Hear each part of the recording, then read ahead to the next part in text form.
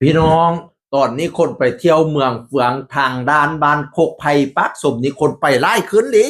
หลังจากเพิ่นโปรโมทไปเนาะการท่องเที่ยวสองฝั่งไทยลาว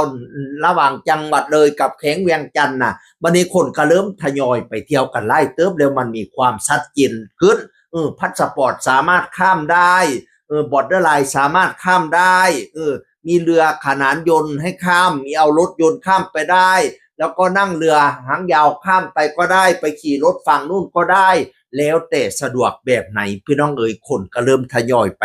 ปเที่ยวกันไล่แล้วไปเมืองเฟืองมันไปสะดวกสบายไปทางปักสุ่มเนี่ยข้ามน้องดานโคกไผ่ปักสุ่มไปบ้านพุ่นก็สิเป็นดานบ้านหวังเมืองมื่น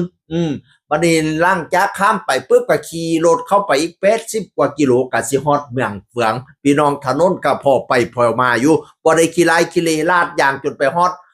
ผู้ละเมืองเฟืองผู้รับพี่น้องมันเดินทางสะดวกสบายบอกคือไปทางตะกี้ไปทางเวียงจันทน์เพราะโอ้ยกว่าออมโคงออมทีปวนออมเด่นกว่าสิฮอดเมืองเฟืองอันนี้ไปทางปักสมบ้านเฮาโอ้ยง่ายดีเก่งพี่น้องเอ้ยพี่น้องมาเที่ยวทางนี้เด้อข้ามไปเมืองเฟืองข้ามไปทางปักสมนี้บัดนี้มันมีคุมนาเมนมาคาเรือคณะยนต์คาเรือบักนะแพงโพดพนวันนะคันรถยนต์ต่อคันนั้น3,000 บาทมันแพงเกินไปมันเอาเปรียบประชาชนพนาวานะก็กป้าดมันแมนแท้ตีค่าเรือเอารถใช้เรือบักข้ามแม่น้ำโค้งไปมัน3,000 บาทต่อคันมันแมนแท้ตีบ่เฮ้ยค่อยขาบ่มั่นใจค่อยก็เลยถามไปอย่างเจ้านายเพิ่นก็เลยว่าอุ้ยเพิ่นก็เลยเขียนข้อความมาเพิ่นว่ามันค่อยอ่านนี่มันบ่ปานนั้นพี่น้องเอ๋ยมันไม่มีค่าเรือที่กำหนดมาตรฐานแน่นอนแต่ว่าที่แล้วแต่จะตกลงกันแต่ว่าที่คิดกันส่วนใหญ่นะจะเที่ยวละ 1,500 บาทฟังเด้อเที่ยวละ 1,500 บาทเรือขนานยนต์เรือบักลำนั้นนะ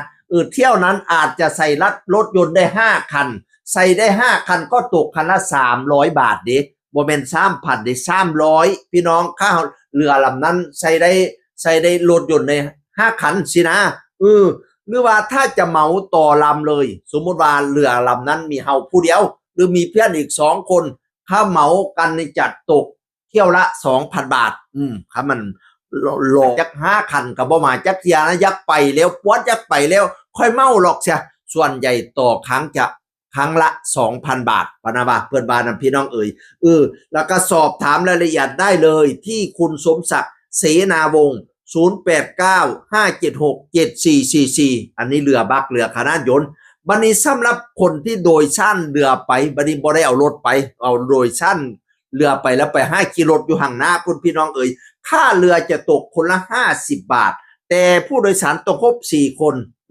ถ้าไม่ครบ4 คนต้องจ่ายแบบเหมา200 บาทต่อเที่ยวอันนี้ติดต่อได้ที่คุณชำนาญ0872316381พี่น้องเอ๋ย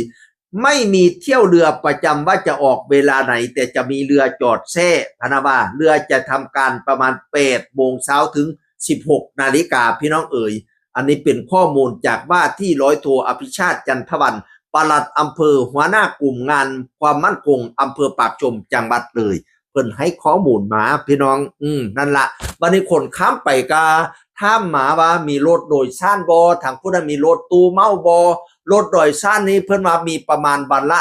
1-2 เที่ยวเด้อเพิ่นบอกค่อยมาจังซี่ตอนค่อยไปเที่ยวนะสำหรับรถตู้เหมาตอนที่ค่อยข้ามไปนะยังไม่มีจอดประจำเขาเลยบอกว่าถ้าอยากได้รถตู้เหมาให้โทรล่วงหน้าก่อน1 ชั่วโมงให้ติดต่อไว้ล่วงหน้าก่อน1 ชั่วโมงเป็นอย่างน้อยแล้วเขาจะมาจอดรอที่ด่านนั้นเลยว่าซั่นว่าสำหรับบริษัทรถตู้นั้นก็เคยมาเมนอยู่ใต้โพดค่อยไล่เทียอยู่ค่อยกับบ่ได้จื้อบ่ได้จำบริษัทรถตู้ลาวนะก็แล้วแต่ว่าพี่น้องมักรถตู้บริษัทได้เนาะเขาก็บ่กล้าการันตีแน่ว่าสิเอาบริษัทนั้นเด้อบริษัทนี้เด้อเขาก็บ่กล้าว่านะเฮ้ยแล้วแต่พี่น้องไปศึกษาข้อมูลว่าเคยใช้บริการกับบริษัทนี้เคยใช้บริการกับบริษัทนี้ก็ให้เรียกเอาค่อยน่ะบ่กล้าการันตีบอกผู้ใดดอกค่อยนะเราพื้นรถตู้เรียกเอาอยากใช้บริการผู้ใดก็ได้พี่น้องเอ่ยนี่ละข้อมูลเอามาเพิ่มเติมให้สำหรับคนที่ถามว่า MOU นะเอาไปจำมองนั้นบ่ได้บ่ MOU นะสำหรับ อันนี้ค่อยถามไปเพิ่นก็บ่ตอบเที่ยหรือผู้ใดเคยไปจำเคยไปติดต่อเพิ่นแล้วเพิ่นว่าจังได๋เพิ่นจำได้บ่ MOU นะพี่น้อง